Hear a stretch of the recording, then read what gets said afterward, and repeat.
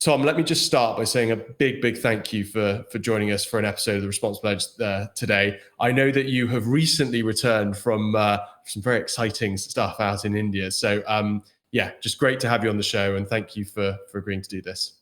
Yeah, it's really great to be here. Really good to join you, Charlie. And I should say, I have just alluded to India. So if for anyone out there that's wondering, Tom's just got married, and he's just got married in India, which is a lovely, sitting here in slightly dreary November in the UK, we've both just been reminiscing about the lovely beaches of Kerala that you're on. Did you have a very good time? I had a fantastic time. It's a little bit sad being cold back in the UK, but otherwise, pleased to be back and getting on with life. Excellent stuff, Tom. Excellent stuff. So, Tom, let's kick things off. So, as you well know, like the first kind of period of every show, we really want to get to know you and your background as much as possible. So, you've obviously listened to some of our other shows. Some guests choose to go way back to the kind of childhood experiences that inspired them to think about things in a certain way. Others sort of start a little bit later into education in their formative early career. So feel free to start wherever you like. Really keen to understand what have been the drivers for you that have led you to do what you do. Yeah, it's really interesting one. I've been asked before about kind of where did it all start? Where did my interest start? And I actually don't remember. So I can't really go too deep into where it all began. I think probably it's something linked to the fact that I grew up in a farming background. Mm-hmm. And so that kind of gave me, firstly, I was around nature. I was kind of seeing the real world out there. And it also gives you a pretty practical stance on stuff, on getting things done. And so that's really sort of where I then veered one way or another. I looked at, do I want to be some kind of plant scientist? Do I want to be an economist? So I did everything and sort of thought about it all. You could say was indecisive maybe, but ended up doing basically a bit of a mix of that. So, studying some of the deeper science of the environment, studying the policy around that, and importantly, kind of the economics and how commercially does that end up working. And I think all of that kind of started shaping how I thought about these topics.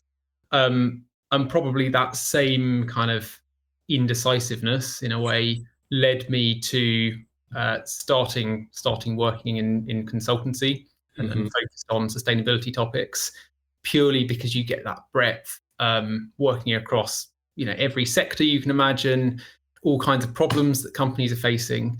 And I think, taking me back to that kind of farming roots, where essentially you just have, my parents have a sheep farm, and the thing with sheep is they mainly want to just die. And so, you're constantly problem solving and doing it with whatever you've got around you. And so, doing that in the sort of world of big corporates, and dealing with some of the really, really biggest problems that they face, some of those existential challenges that they face, is kind of what led me and has kept me working in sustainability advisory. So that's kind of the short version, and probably a little bit sort of made to fit, because I don't quite know the origins. Tom, that was a brilliant synopsis and introduction. I'm gonna have to dive and poke around a little bit and go back to certain points. So, talk us through. So in terms of education, like what you mentioned that you broadly what you did, but what specifically did you read, and where did you go to university? Like, give us a bit more of a detailed flavour of that period of time. Yeah, so I went to the London School of Economics. So I've been based in London since then, and I studied environmental policy and economics there. So it was quite a span. I did some modules actually at King's, which was the kind of harder science stuff, because I think that's really important for any credible sustainability professional to actually understand the nuts and bolts of how does climate change work, and all that kind of thing. And then alongside that, I did sort of government theory. I did, as I've said, sort of the economics and how do companies work. So it was much more kind of picking and choosing aspects, basically, which I found interesting and felt important to me at the time. But that's kind of where I came from and the background that I came from. Super interesting. Okay, and then you leave university, and did you join Deloitte straight away, or were you working with other consultancies before then? Yeah, I joined Deloitte, and I almost did it by accident in a way. So I went to LSE, and LSE is a very, very kind of career-minded university. And so you arrive, and I was kind of there ready for Freshers Week, and everyone else is saying, but what Spring Week are you doing? Which investment bank are you working for? Which consultancy are you going into? And I'd never heard about this. And so I started sort of digging around to try and keep up. And through all of that, I ended up doing an internship at Deloitte. Nothing to do with sustainability. And I got lost on my first day. And I think I was physically lost. Physically lost in the building. I couldn't find my team. And I was too new to recognize what they should look like. So I was kind of wandering around. I can just feel that panic of just, where am I supposed to be? And it looks terrible. I think there was kind of a literal sort of looking around, trying to find something that felt familiar. And I got spotted, and a really helpful guy, came along and sort of helped me find the person I was looking for, and got me back in the right direction. And while we were chatting, he kind of said, "Oh, I think Deloitte do some sustainability stuff. Let me see if I can find the right person." And so through that, I got put in touch with a member of the sustainability team there, and that was quite a small team at the time. I think it's about 20 people or so, and kind of, I suppose the rest is history. So I joined that team, and I was there for about 5 years. Before I then moved on to SB+CO, where I am today. Super interesting, and such a wonderful chance. Well, you put yourself in that position, but didn't you, by getting in? In fact, let me ask you, what was the internship that wasn't sustainability related at all? What was the internship looking at? It was human capital consulting, which is, it's not something I can't remember if I actually chose it or whether I kind of landed there after applying for a general thing. But I think, it all came from this initial panic at university that probably I should be doing something, and just applying to stuff.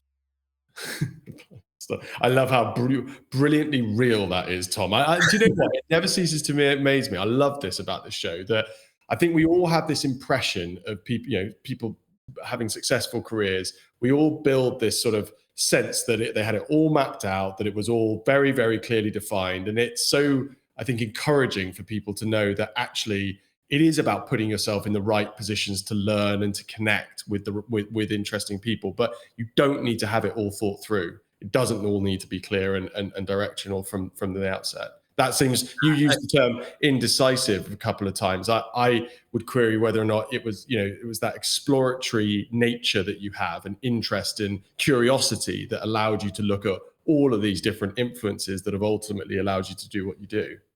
Well, thank you very much for that positive spin. I'm a comms guy, Tom. I'm a comms guy. That's probably the better way to put it. It certainly felt like indecision at the time, but I think, you're right. Everyone sort of writes the story of where they got to once they've done it. So you can kind of forget about the mistakes. So true. And I think it's a great message for any of our kind of younger, more junior listeners out there. So thank you for sharing that, Tom. I want to come back to the use of the term indecisive and look at then, the early parts of your career. Did you, thinking about where you are now, are you clearer on, where your real sort of passion and drive lies in the work that you do? Has it evolved for you since university? I think sort of a bit of a yes and no. So yes, very much so, in that I through doing the work that I do, I have found I really enjoy essentially being a jack of all trades. I don't want to be a specialist on a really, really niche topic. I enjoy doing the whole span, and I enjoy helping companies come at some of these bigger problems and essentially sort of break them down into some more manageable chunks where you can then work out a plan. So I suppose in that sense, yes, I'm clear on what I enjoy doing, but at the same time, I've not found that one thing that I love and want to do day in, day out, because I do enjoy that variety. And again, that is why I am still working in an advisory capacity. I think because that's what it gives you is, one day I'm working with a big consumer goods business. The next day I'm working with a mining company. The next day I'm working with a fashion brand. I love, and all of those come with very, very different challenges, very, very different cultures as well to work in. And I really enjoy that kind of the personal element to it as well. Super interesting. And having therefore that kind of broader curiosity around the sort of multifaceted aspects of the sustainability space, if you like, has given you the toolkit to allow you to be adaptable and to be able to work with those different clients, working in different sectors, working in different scenarios and contexts, etc. So it's kind of ultimately your interest in inquiring into all these other areas has facilitated exactly what you enjoy doing most now. Yeah, exactly that. Yeah, fascinating. Tom, let me ask you. So and again, sorry, I am going to try and pick together a bit of a timeline here. So you leave university, you join Deloitte, you're there for 5 years, and then you join SB+CO. Sort of, how long ago was that? About a year to the date, in fact. Okay. So yeah, I've been here at SB+CO for a year now. We in some very lovely offices in Somerset House, so bang in the centre of London. Beautiful building, and actually that's quite an inspiring place to work. And it's always great. We have our clients in to see us there. It's a fun place to be, basically. That's awesome. So 5 years at Deloitte, 1 year at SB+CO. What was the driver to move to SB+CO? What was the main thing that you thought that it was the right time, and what sort of drew you to the company? I think I got to a point in the big consultancies where I had huge exposure to different types of projects, different types of work. And I was enjoying that. So it's very much, it wasn't a push to leave. It was more of a pull to go elsewhere. And I think, what I was ready for is coming somewhere where I had more role in steering the business and steering the work that we do. And I think the big attraction for me with SB+CO, and I think in many ways sort of the unique proposition that we have, is we have a kind of strategy side of the business. So sustainability strategy, which is all about prioritizing, setting direction, starting to set the plans to implement that. We also then do an awful lot on regulation and how companies respond to that. And I know we're going to talk about that probably a bit more. And then really importantly, we have a side of the business which is all about sustainability communications. And actually, how do you get the message out? Because I have worked on endless number of projects where you do some brilliant work and you come up with a great strategy, a great plan, and it just doesn't land. And sometimes it doesn't land with consumers, but really often it doesn't get that far because it's not being communicated internally well enough. So getting other teams in the business, whether it's finance or operations or kind of product development teams, on board, and that kind of breakdown in communications has been the real barrier. And so the fact that we've got both of those sides happening together, and equally you can't do the communications without the kind of strategy and substance behind it. But having both those pieces together, I think, was a real draw to me, and continues to feel the real kind of power, the real strength of what we do with our clients now. And that's fascinating, Tom. And obviously, with our anti-greenwash charter hat on, it's fascinating to dive into the sustainability communication side of things. Out of interest, looking at the work that you did at Deloitte and then thinking about, the work that you're now doing at SB+CO, is there because of that, sustainability communications element of what you guys do, are you seeing those more positive outcomes, if you like, for the clients that you're working with, because there is this ability to support in that way? Yeah, I think absolutely. Don't get me wrong, you always get some projects because of the circumstances and the timing where you suddenly hit a roadblock. But I think, we've seen timing again. Often it is a bigger chunk of work we'll do, and then it is the much smaller. It could be a workshop with a supply chain team, or it could be a engagement session with another part of the business. Tiny piece of work, and frankly, piece of work that doesn't necessarily earn us a fortune, doesn't necessarily change the world on its own, but just kind of makes that link, which allows the work to kind of continue and the impact that we have, I think, to continue. So yeah, absolutely. I think there are some really nice examples over the last year where we've seen that and where I've kind of experienced it firsthand. And I am not a communications specialist at all. I don't come from that background. But having people in the team who I can call on to do that and kind of challenge me on it as well, really, really powerful. And I'm just going to touch on this because I'm fascinated by it. We have lots of conversations on the Responsible Edge talking about, the adoption of sustainability into the kind of the role of every individual within an organization, and is it that adoption piece? Is that what really that internal communications piece is all about? And is that the thing that you guys are sort of so pleased with the work that you're doing? Yeah, I think that's, you've hit the nail on the head. It is, how do you adopt it? How do you make it feel relevant? Because I think the way the sustainability world has sort of evolved over the last decade or more has been growing sustainability teams. And at face value, that feels really positive. But I suppose the downside of that is it's easy to say we've got a big sustainability team now, so sustainability is done. And it's not, obviously.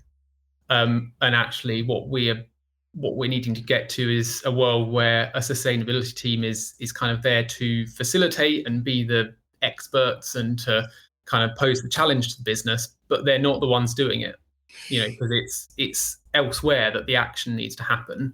And a sustainability team is never going to be the ones that knows exactly how to implement a new procurement strategy. That is not their role.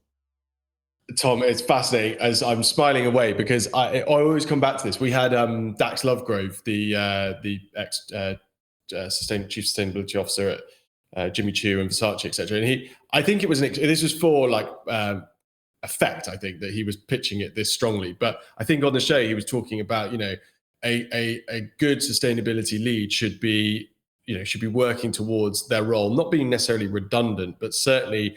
Yeah. If you're having the impact that you are ideally going to have, then the wider adoption throughout the rest of the organizations means the sustainability function wouldn't need to be as prevalent, if you like, within the entity. And what you've just said just backs that up perfectly. Let me ask you, Tom, I'm done the classic thing, by the way, of like, we just rattled through the first 20 minutes and I feel like we've scratched the surface really on getting you and your a bit more on your background and experience. I want to ask you like a forward thinking question. When you get to the end of your career and you look back on your career, what do you want to be able to say about what you did? That's a difficult question. I think what I don't know about the end of my career. What I'm really focused on in sort of the nearer term is trying to shift the work that I do and the work I'm supporting clients with from being essentially sustainability projects in their own right, which feel nice and feel like good ideas, into much more commercial work, where you're getting into how do you see the evolution of the business? Because I think what we've seen over the last 5 years as companies have set net zero targets and then sort of maybe slightly rolled back from them, and we've had all this movement going on. And it's really because people set a science-based target, and that gives you sort of an arrow with your emissions going down. But they've done that in complete isolation from, targets for business growth, which always leads to an arrow that goes up. And so I think what I am trying to see my role as is, how do you kind of join the links and recognize the gap between those, and then start to think about the commercial models that can help bring those more in alignment. So I suppose that's not really an answer to your question of what do I get to at the end of the career, but that is certainly kind of where I try and think about and position myself, over the coming few years. Do you? I love it. Don't answer my question. Just answer what is a better question. That's brilliant. You're one of these brilliant guests that essentially can interpret things and involve them in that way. And I should say as well, just a brief mention, this is Tom's first podcast, and as you can well listen in, he's an absolute pro at this. This is an exclusive and will be the first of many, I'm sure. Let me ask you, so that attitude, if you like, of working with clients who are beginning to really consider the synergy between their sustainability goals and metrics and the commercial implications and impact, are you starting to see those mindsets shift, easy for me to say, or is that something that you're very much hopeful for that is going to occur in the future? A bit of both, obviously. Probably there is still a lot of hope in that, but I think over this last year or 18 months, we have started to see that shift.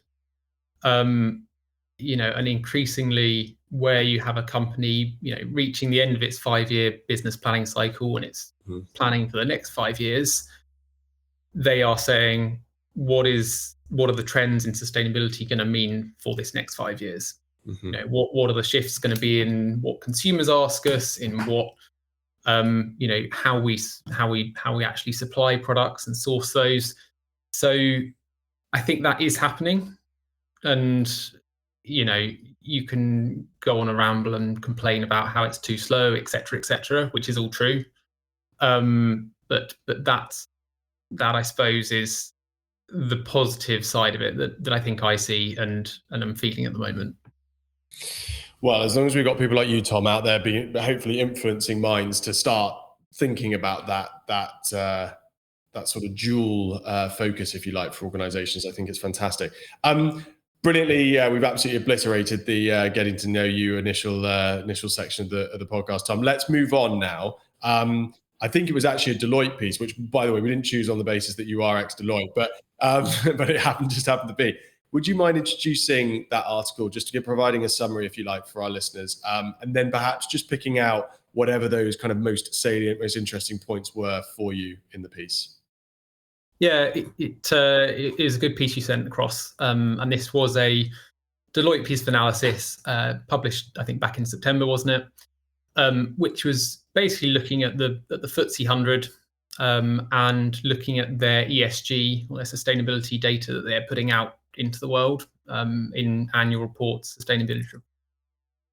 And I guess the big headline there was that 46 of those 100 companies, so nearly a half the 100 companies, had made restatements to some of their ESG data in the last year. And I guess the kind of the point of the article was saying, firstly, that kind of feels like a challenge when theoretically we and I suppose we, being a lot of the time investors, should be able to rely on this information. And if it's changing all the time, can we? And I suppose the second point, it was drawing out the conclusion that actually it is some of the really significant regulation that is coming up, and in some cases already hitting companies, that is sort of driving this shift. And so that was kind of the nub of the article. It went into some of the reasons for those. So, the biggest driver was essentially companies changing the methodology.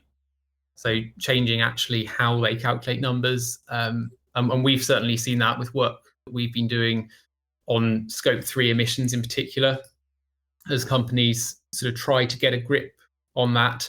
And I think also try to get to a point where they can demonstrate the benefit, the value that the efforts they're putting into reducing scope 3 achieving. So that's sort of a big bit. And then there are others, I think it's 29% of those statements or changes were essentially just errors. And so the data collection and all of that process hadn't worked as well as it should. So I suppose that's a brief summary of the analysis that got put out there. And I saw it get picked up in a few places. So I know data is really top of mind for a lot of companies right now. And so, it's probably an interesting one to have this discussion around. Super interesting, Tom. And what were, you've alluded to, you provided a perfect summary there of the piece, and I don't really have anything kind of further to add to that. But what's your, I think somebody else used it on a podcast previously, they just used the term, I love this term, they use the term clumsy when referring to essentially where we are at as an agenda. And the question is, I guess, over whether or not there's kind of a broad acceptance that's just going to be part of the process, if you like, and we're going to have to just accept that we're going through those growth pains, if you like, for how we go about addressing these issues. What's your overarching kind of take on that? Is that, do we just have to be accepting of we are where we are, or are there other things that we need to be doing in light of this sort of to address this issue more directly? I think your use of growth pains is exactly the right word for it. What we are seeing sustainability professionals and companies try to do at the moment is improve the quality of their ESG data and how they collect it and account for it, and do that over the course of a small handful of years. And it's doing, trying to get to parity with financial accounting. And if you think about it, financial accounting has been getting good over the last 100 years or more. So true. And so, we're just going through that really, really accelerated process. So yeah, of course, there are mistakes that are happening. And of course, the biggest driver, changes in methodology. Yeah, we're getting better at it. And so companies are changing their methodology. As I've already said, a lot of the time those changes are to be able to demonstrate that actually, we've been taking action with our suppliers to reduce emissions, and we want to be able to show that. So yeah, we've changed how we account for those numbers to be able to show year-on-year change. So I don't, in its own right, I don't think we should be hugely concerned or think it's a major problem. I'm sure there's some sort of more questionable practice hidden within that, but for the most part, I think kind of the natural evolution that we're going through, those growing pains that we're going through. It's fascinating, Tom. As you were responding there, I was sort of thinking like it would almost be more concerning knowing the kind of stages that we're going through if we didn't have restatements from these companies, because it would suggest that they weren't looking to evolve the methodologies that they were implementing, and they weren't looking to sort of, well, perhaps even just be forthcoming in acknowledging the errors that they have made. You could view it that way. Yeah, I think exactly right. And in many ways, I think for me, reading and sort of going back into that analysis a bit more, the interesting thing is less the fact that 46 companies have made restatements. It is more around the timing. Why is this all happening now? And I think that is really driven by this kind of shift that we're seeing. I've already alluded to it. 5 years ago, everyone was going around setting their net zero targets. No idea how they're going to achieve it often.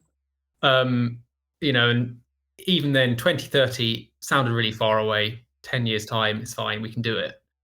And then we've hit this kind of moment of reality. And we're going to actually look at how are we going to get to that 2030 target. And that has just led to a bit of a sort of shift in, some of the kind of rollbacks of commitments that we've seen. Kind of roll back at the sort of headline ambition level, but not necessarily at the kind of realistic plan. What can we achieve? And I've seen in a few places this kind of link to the idea of a hype cycle. So the same kind of thing that you saw in the dot-com boom and all of these new things, where, yeah, of course, initially everyone gets hugely excited, sets very, very ambitious goals and projections. And then you go through this phase where actually you realize those are really difficult to achieve, and everyone feels a bit down because we can't do it suddenly. And then I think, we're getting to a point where we're being much more realistic, and companies getting to the stage where they are actually working through and setting much clearer and importantly costed plans to start to reduce the impacts they're having. And some of that's driven by the regulation, so things like transition planning, climate transition planning. Some of it is driven by that kind of business planning. So those 5-year cycles I said. When you see that graph on a PowerPoint slide, particularly for an exec member, suddenly you've got that huge gulf between your carbon numbers that are supposed to be going down and your revenue numbers that are supposed to be going up. It's kind of a realization moment, I think, for a lot of companies. Are you finding, I'm drawing a parallel here, which I might be totally unsubstantiated, but I'll go for it anyway. You spoke before, even when you were talking about your formative years on the farm, and you were talking about, the kind of pragmatism and reality of problem solving and etc. Is this sort of condition or context that we find ourselves in the work that you're doing with your clients, where essentially everyone's just got a bit more real about, a bit more pragmatic about what they are and what they're not and what they can, claim to be? Is that more satisfying to you in light of your formative sort of experience and sort of makeup, if you like, to look at, like, let's not get our heads in the clouds here, guys. Let's just think about practically what we can do.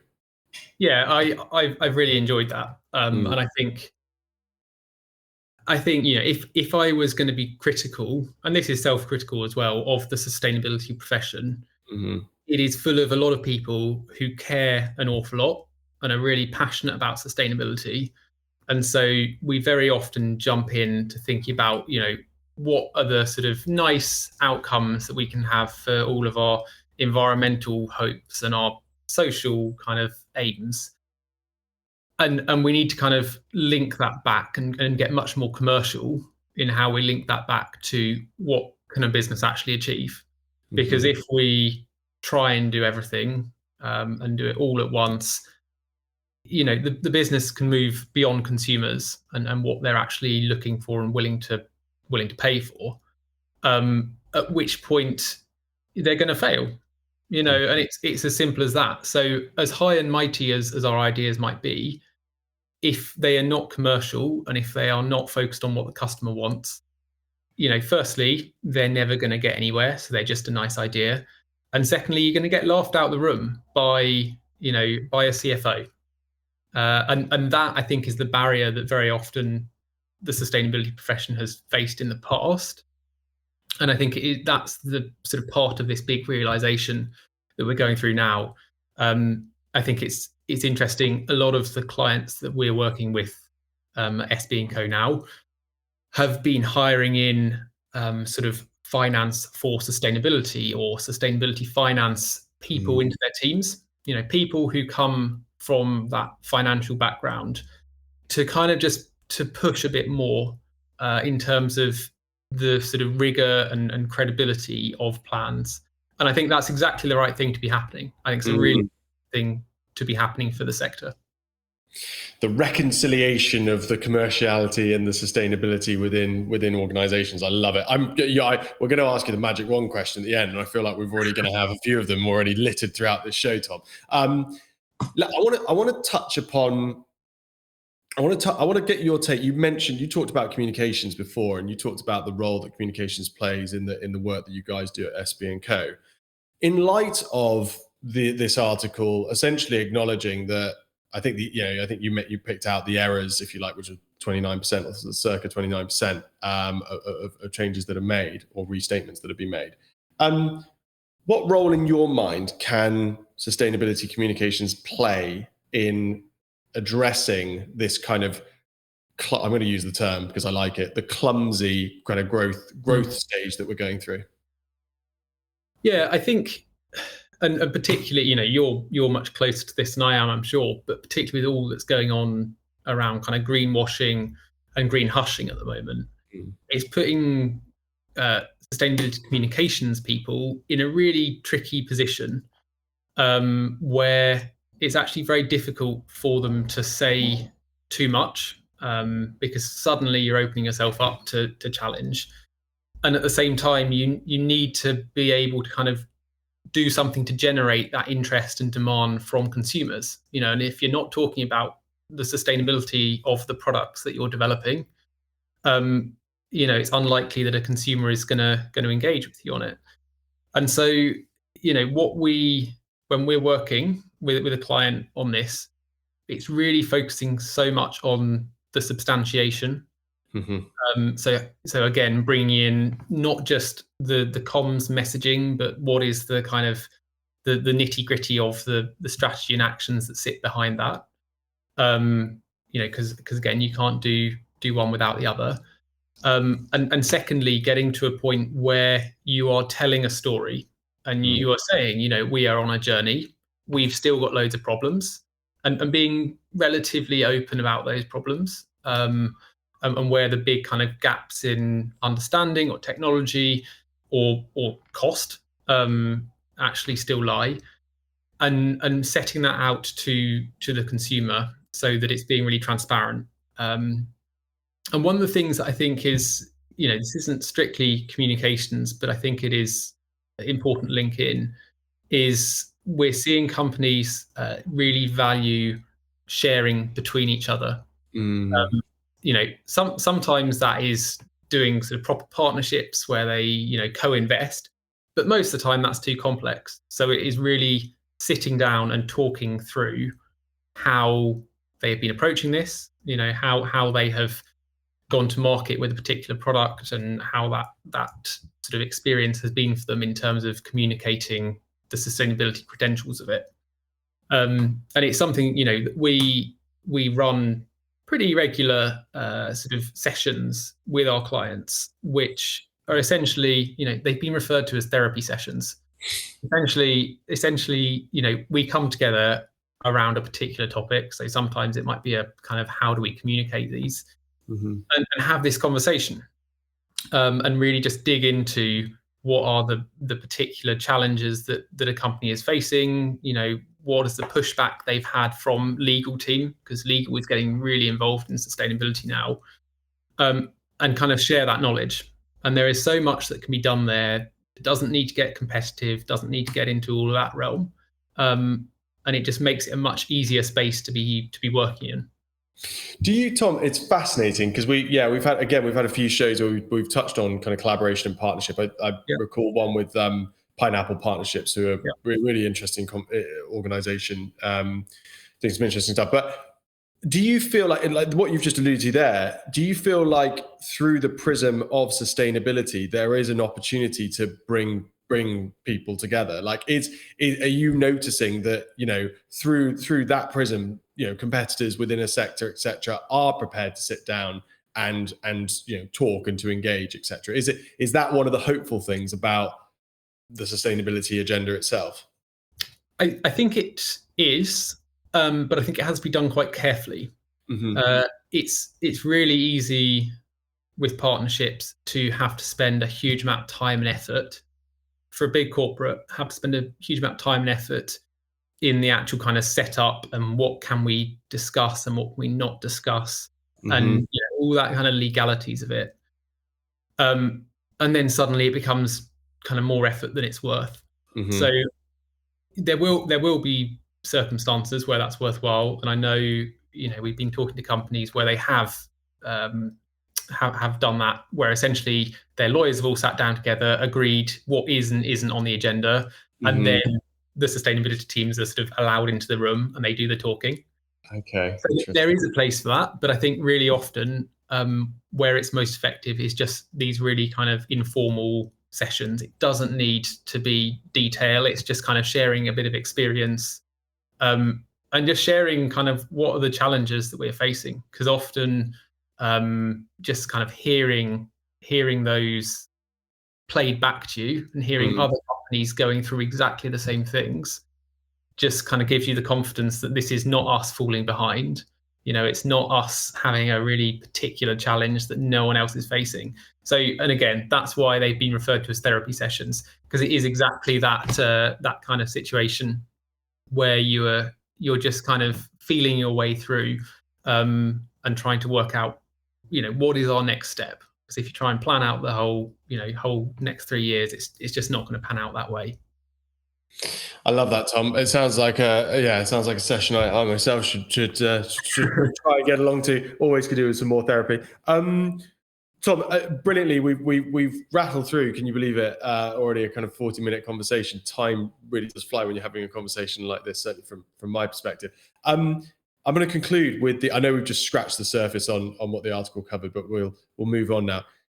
The magic wand question. If I was to hand you a magic wand, Tom, and you could change one thing about the commercial world this instant, what would that one thing be? Yeah, and I think, as you already said, Charlie, it's kind of saying what I've already said. It's getting it much more commercial in how we approach sustainability. So actually, I am not somebody who goes after sort of degrowth or corporates are big and bad. They're not. They're solving problems that we all want. They're giving us the products and the services that we really enjoy. So they're not at all. I think it is on sustainability teams and professionals to think about how we need to both individually improve our kind of commercial nous, but also, who else do we need in our team? Because very often I think we can look to kind of hire the people who have that really technical expertise. And it is, again, that communication point. You need somebody who can sit down with a finance team and make the case for why do we invest in this, or sit down with a sales team and explain really, really simply why is a customer going to be better off with our more sustainable product. And so I think it's just bringing in that much more sort of diverse set of previous experience. So it's not a radical change that I'm trying to wave my magic wand to achieve. It is much more kind of practical. How do we build the teams that are needed to help these big companies change and change really quickly? And Tom, in the very essence of this show, and one of the themes being that pragmatism and those, that way that you think and the way that you approach things, I think that does feel like a very reasonable, obtainable objective, which is fantastic to hear that you're directly working on that too. And obviously the work that you guys are doing at SB+CO sounds like it's really shifting the dial, which is fantastic. Tom, thank you so much for joining us for a show this morning. It's been great to have you on. I, for myself, have thoroughly enjoyed it and learned a lot. I hope you've enjoyed it too. I really have. Thank you very much for having me, Charlie. Thanks, Tom.